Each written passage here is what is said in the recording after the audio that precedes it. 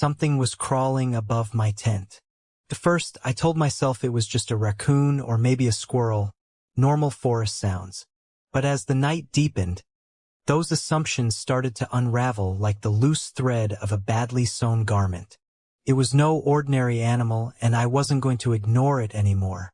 I'd set up camp in a remote section of the national forest, the kind of place where cell signals vanish and your GPS blinks with desperate question marks. The trees crowded close, their branches weaving an almost impenetrable canopy, blocking the moonlight. I wanted solitude. What I got was something else entirely. It began just after midnight. The forest was a quilt of silence, except for that faint rustling. Something was pacing, slow, deliberate, on the canopy right above my tent. I pressed my ear to the fabric, trying to identify the sound. Claws, maybe? But the pattern was irregular, like it was testing the strength of the nylon, or sending a message only it understood. Sleep was impossible. Every minute stretched out, punctuated by the soft scrape of claws. My heart pounded, not out of fear, but confusion. What creature could walk so carefully overhead and make no other noise? No calls, no chittering, nothing but that maddening scrape. I thought about hiking out, but the forest around me was thick with shadows, and every rustle seemed to breathe life into those shadows, shaping them into something watching, waiting. Hours passed. Dawn was still a distant promise when the sound shifted. The crawling became slower, heavier. Then suddenly a sharp tap, like a fingernail rapping on thin glass. I froze. The sound repeated, a slow, deliberate Morse code of tapping. I wanted to respond, to break the silence with my voice, but no words came. Then, the most unsettling thing, a weight pressed down on the top of the tent. Not heavy enough to tear it, but firm, as if something large and deliberate had settled there, waiting. My breath caught. The air felt colder, thicker, like the forest itself was holding its breath. I remembered something I'd read in an old hiking forum, a warning about the crawlers, shadowy entities that inhabit the upper reaches of forests. They're said to move silently, watching those who wander too far from safety. Some say they mimic animal sounds but never approach the ground. Others claim they can't be seen directly, only felt. I peeked out of the tent's zipper, just enough to scan the branches above. The dim morning light barely revealed the thick boughs. No movement, no eyes, but the feeling didn't leave me. Something had been there, something that had weight, intent. By the time the sun bled orange through the trees, the crawling stopped. The sun had barely dipped below the horizon when they decided to take a shortcut back to camp. The trail they'd been following for hours twisted through dense woods, the fading light casting long shadows that seemed to shift as they moved. It was supposed to be a quick detour, a way to save time before nightfall, but what started as a simple path became something else entirely. At first, everything felt normal enough. The crunch of leaves underfoot, the distant call of a night bird, the scent of pine and earth. But as they ventured deeper, the trees grew unnaturally close. Their branches knotted together like gnarled fingers blocking the sky. The air thickened, and an uneasy silence settled over the group. No insects chirped, no wind stirred, only their footsteps echoed, swallowed by the oppressive stillness. They noticed subtle things, footprints that looked too fresh, but impossible given no one else was supposed to be around. Faint whispers seemed to drift between the trees, just beyond hearing, teasing their minds. One of them, Mark, swore he saw a figure lurking just beyond the tree line, but when he blinked, it vanished. Sarah joked nervously, saying they must have all been tired, letting their imaginations run wild. But even she stopped laughing when the trail ahead seemed to fork in ways that didn't make sense. No matter which way they turned, the path looped back to where they had started. The same moss-covered rock. The same twisted oak. The same patch of wildflowers they had passed hours ago. It was as if the forest was folding in on itself, trapping them in an endless cycle. Panic began to spread. They tried marking trees, scratching bark with their knives, but the marks seemed to disappear when they looked back. Compasses spun wildly, refusing to settle on any direction. Phones lost signal, screens flickering into darkness. Even time felt warped. Shadows lengthened and shortened with no discernible pattern. The sun dipped and rose again, yet the sky remained gray, heavy, oppressive. As night fell, they heard footsteps following just beyond sight, slow, deliberate, never matching their pace. They whispered to each other, voices trembling. Something was out there, patient and watching. Occasionally, a faint glow appeared between the trees. A flicker like a distant lantern, moving closer, then retreating without explanation. Tensions ran high.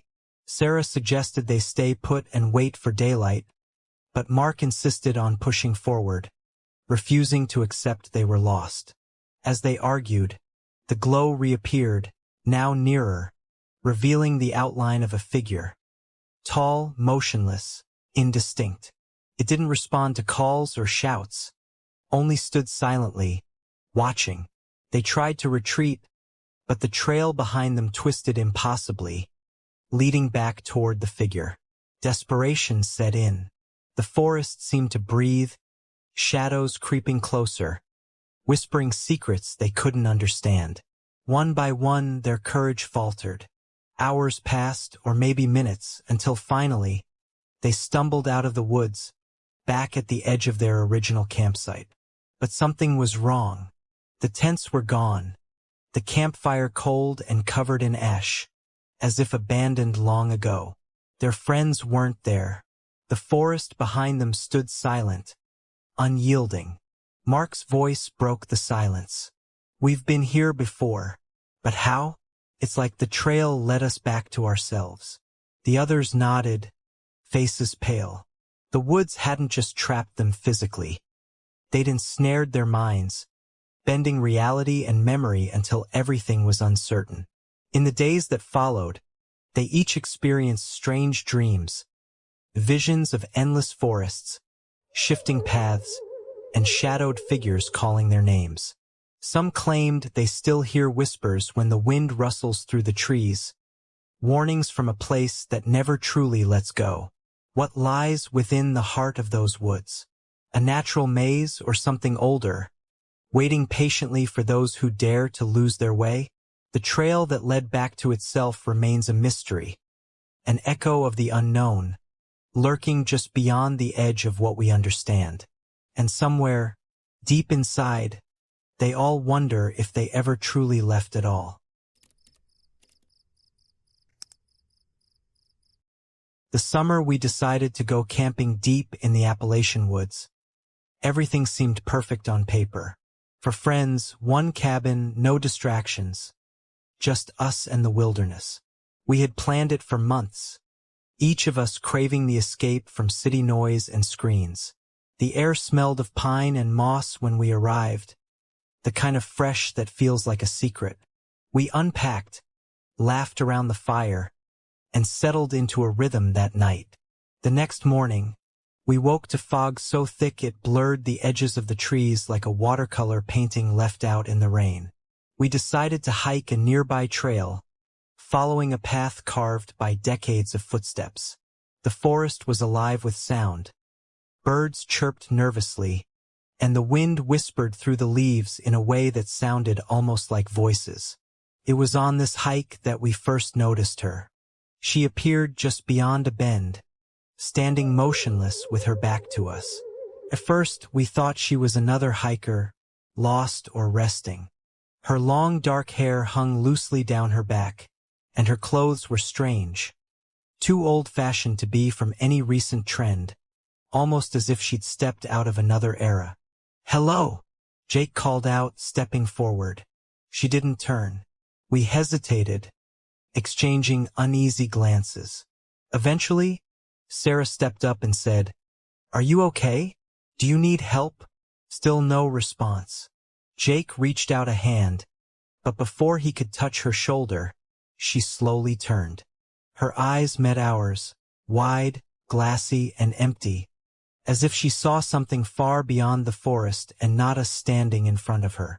There was a strange glow to them, something unnatural that rooted us to the spot. Her face was pale, almost translucent, with lips that barely moved when she whispered, "I'm not part of your group." A chill ran through the air. Without another word, she stepped back and vanished into the thick trees like a shadow dissolving into the night.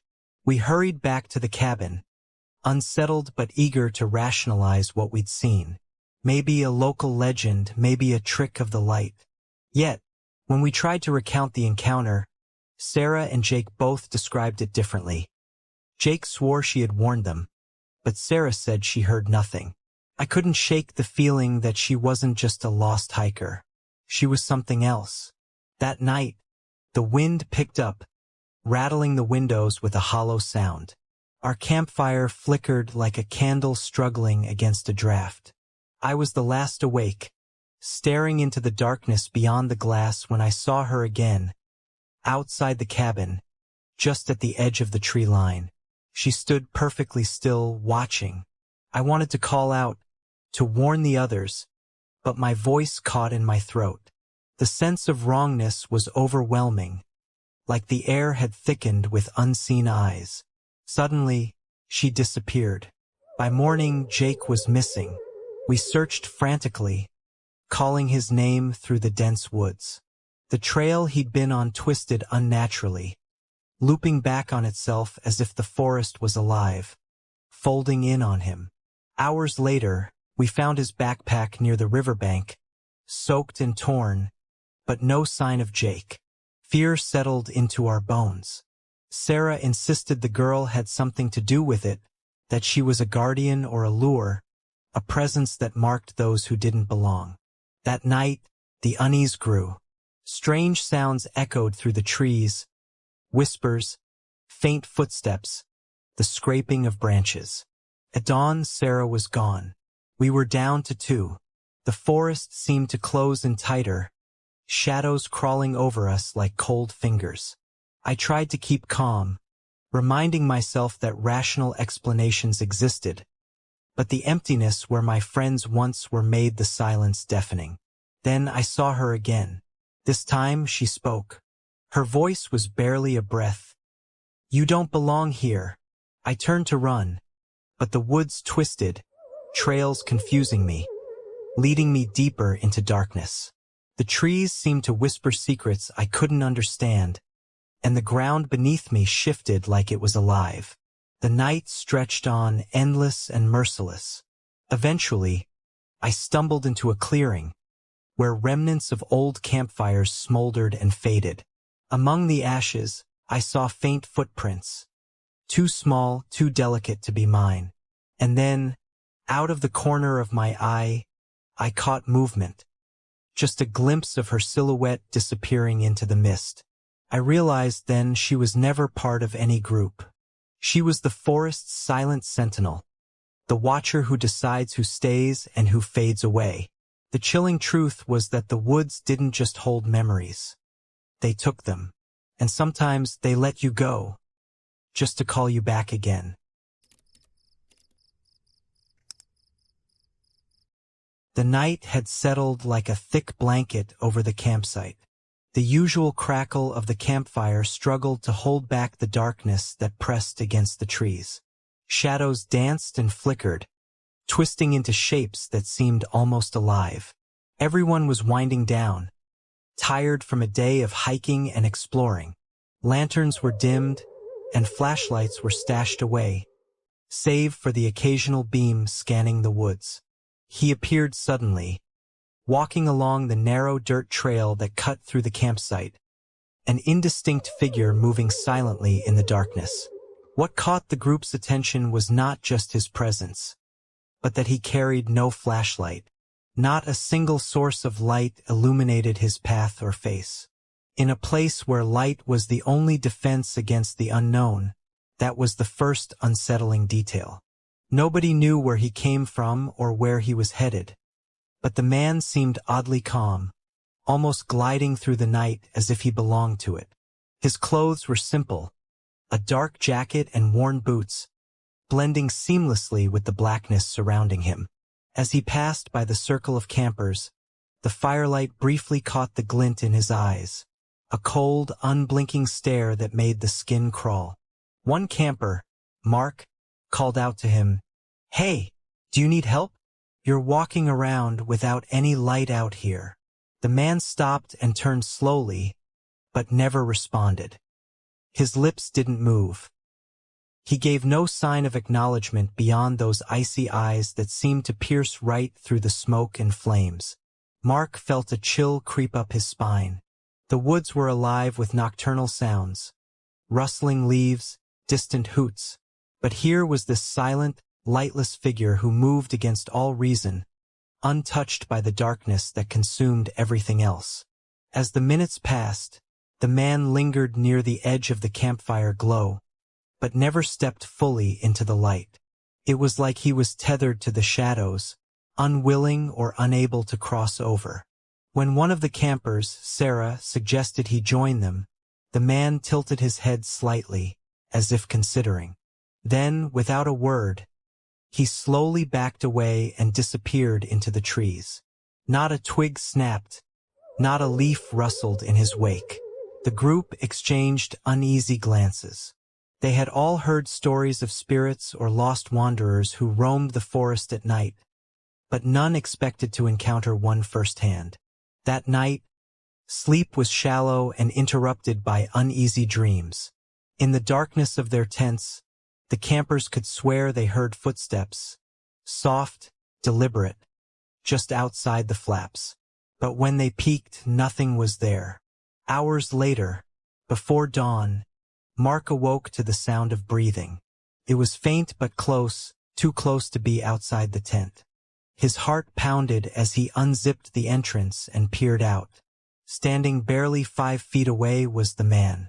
No flashlight, no expression, just eyes that reflected the pale moonlight. Mark froze, unable to speak or move. The man simply stared for a long moment. Then, with a slow nod, he turned and vanished into the night as silently as before. When morning came, the campers packed up quickly, eager to leave. But as they walked the trail out of the forest, they noticed something strange. No footprints marked the path where the man had appeared or disappeared. Not one sign that anyone else had been there. In the weeks that followed, strange things surfaced. Mark found that his flashlight wouldn't work no matter how many new batteries he tried. Sarah's phone inexplicably lost all its photos from the trip. Images of the campsite, the trail, the people, but none contained the man. Even the park rangers they spoke to had heard rumors of a figure who wandered the woods after dark, always without a light, always silent, always watching. Some say he's a guardian, warning campers away from dangers unseen. Others whisper that he's something else entirely, a lost soul trapped between worlds, or a shadow that feeds on fear. The man with no flashlight remains a mystery that lingers like the dark itself, unseen but ever present. And when you're alone in the woods at night, sometimes the absence of light is the scariest thing of all.